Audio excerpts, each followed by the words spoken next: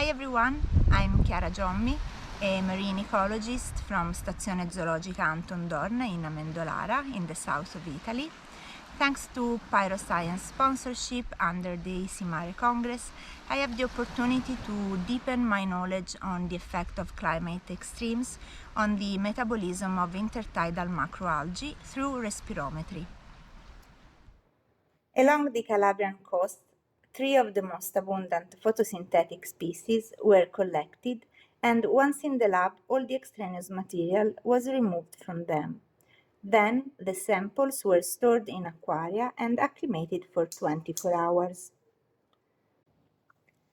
Since the 3 species showed different morphology and dimension, I started to test several chambers to identify the proper setup for each species.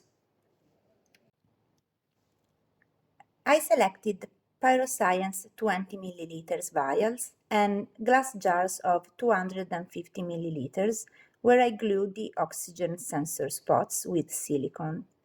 After the setting and calibration of the contactless optical fibers, a climatic chamber was equipped with 4 individual steering devices to ensure the constant mixing of water in each chamber during the measurement. The samples were divided into 2 experimental groups. One was exposed to heat spikes of different intensity and duration, simulated with the climatic chamber, and the second, used as a control, was maintained at constant temperature of 25 degrees. As for the animals, respirometry is a consolidated technique to estimate the metabolic rate.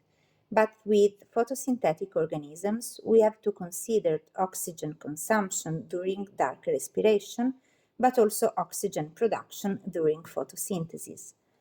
Therefore, measurements were taken in both the conditions, in light and dark. Here, as an example, you can see the oxygen concentration of the species Schistoseira compressa during the measurements in dark and light conditions and under the heat spike treatment and control.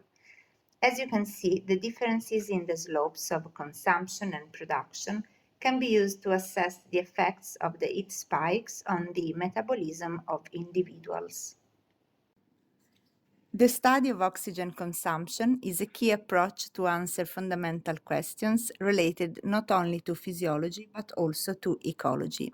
Researchers can find in pyroscience a very versatile technology.